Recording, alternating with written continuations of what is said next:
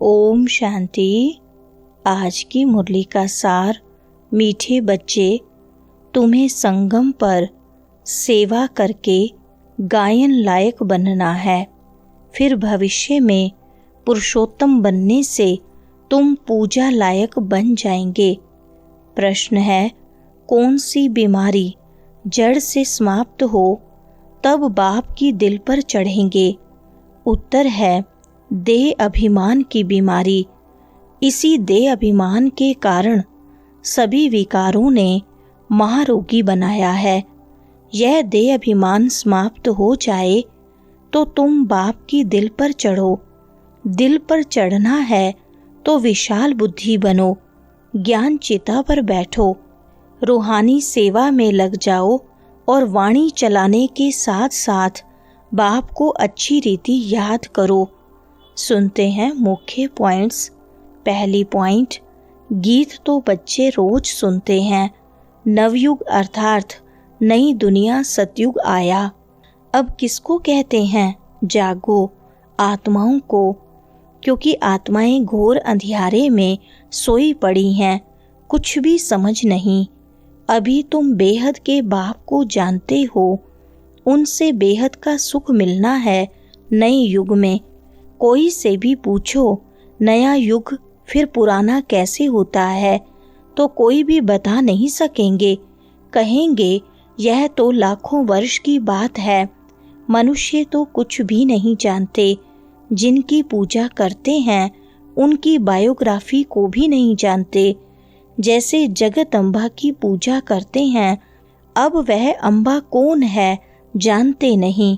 दूसरी पॉइंट, तुमको पता है कि जगत अम्बा कौन है और जगत महारानी कौन है। यह बातें कभी कोई जान न सके। लक्ष्मी को देवी और जगत अम्बा को ब्राह्मणी कहेंगे।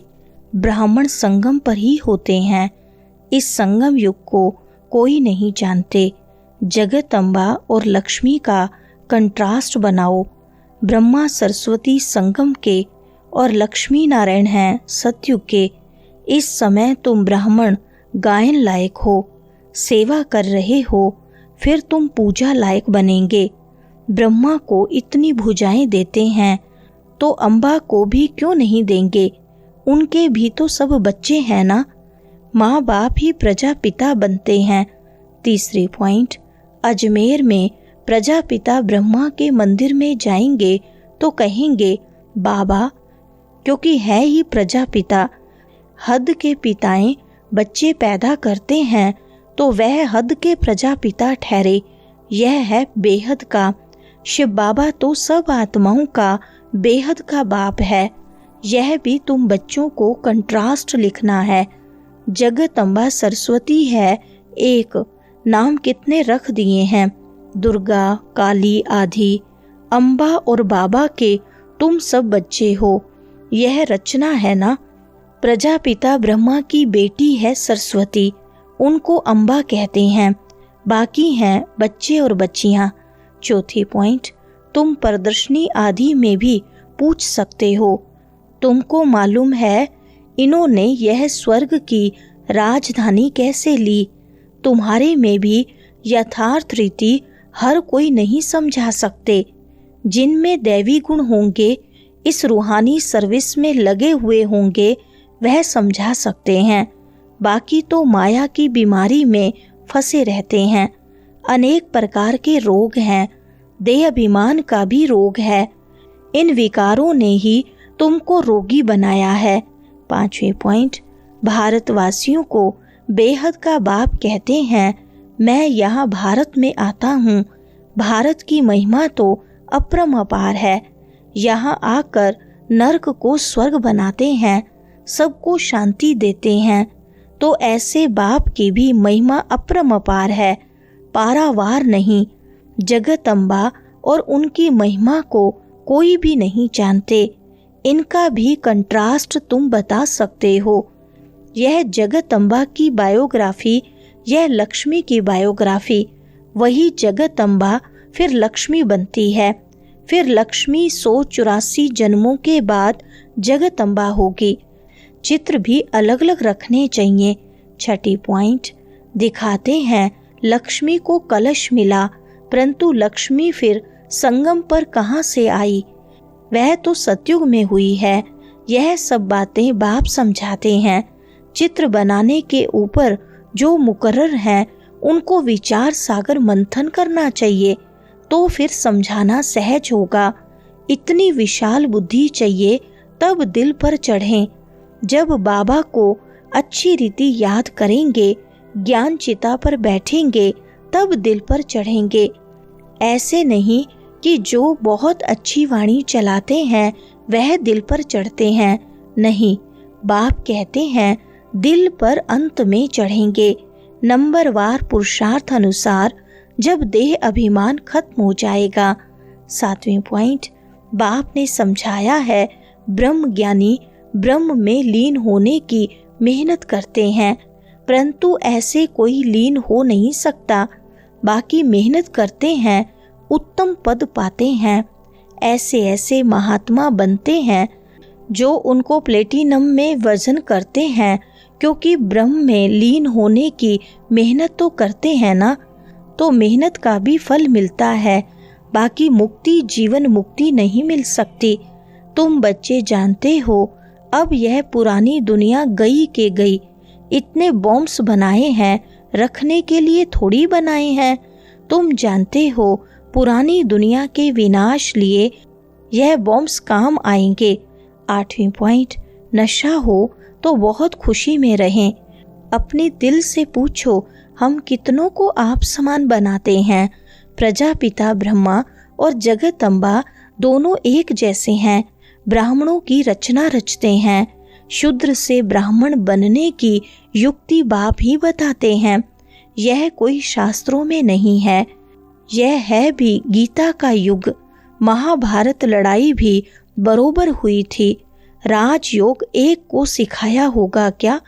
मनुष्यों की बुद्धि में फिर अर्जुन और कृष्ण ही हैं।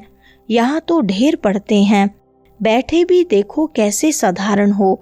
9वीं पॉइंट, अभी तुम ब्राह्मण हो। सतयुगी देवता भी मनुष्य ही हैं, परंतु उन्हों को देवता कहते मनुष्य कहने से जैसे उनकी इंसल्ट हो जाती है, इसलिए देवी देवता व भगवान भगवती कह देते हैं। अगर राजा रानी को भगवान भगवती कहें तो फिर प्रजा को भी कहना पड़े, इसलिए देवी देवता कहा जाता है। त्रिमूर्ति का चित्र भी है। सतयुग में इतने थोड़े मनुष्य, कलयुग में इतने बहुत मनुष्य हैं, वह कैसे समझाएं? इसके लिए फिर गोला भी जरूर चाहिए। 10वीं पॉइंट, सर्वव्यापी की बात भी गीता से उठाई है।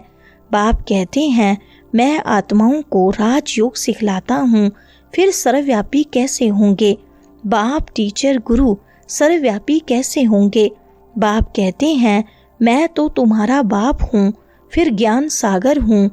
तुमको बेहद की हिस्ट्री ज्योग्राफी समझने से बेहद का राज्य मिल जाएगा। दैवी गुण भी धारण करने चाहिए। माया एकदम नाक से पकड़ लेती है, चलन गंदी हो पड़ती, फिर लिखते हैं ऐसी ऐसी भूल हो गई। 11वीं पॉइंट, बाप हम आत्माओं को पढ़ाते हैं। हम आत्मा इन कानों से सुन रही हैं। अब बाप कहते हैं कोई भी विकार की बात इन कानों से न सुनो। बाप तुम्हें विश्व का मालिक बनाते हैं। मंजिल बहुत बड़ी है। मौत जब नज़दीक आएगा तो फिर तुमको डर लगेगा। मनुष्यों को मरने के समय भी मित्र संबंधी आदि कहते हैं ना, भगवान को याद करो, या कोई अपने गुरु आदि को याद करेंगे। देहधारी को याद करना सिखलाते हैं। बाप तो कहते हैं मामेकम याद करो। वरदान है हर संकल्प व कर्म को श्रेष्ठ और सफल बनाने वाले ज्ञान स्वरूप समझदार भव। विस्तार है जो ज्ञान स्वरूप समझदार बनकर कोई भी संकल्प व कर्म करते हैं वे सफलता मूर्त बनते हैं। इसी का यादगार भक्ति मार्ग में कार्य प्रारंभ करते समय स्वास्तिका निकालते हैं व गणेश को नमन करते हैं। यह स्वास्तिका सब स्थिति में स्थित होने और गणेश नॉलेजफुल स्थिति का सूचक है। आप बच्चे जब स्वयं नॉलेजफुल बन हर संकल्प व कर्म करते हो तो सहज सफलता का अनुभव होता है। स्लोगन है, ब्राह्मण जीवन की विशेषता है खुशी, इसलिए खुशी का दान करते चलो। अच्छा, ओम शांति।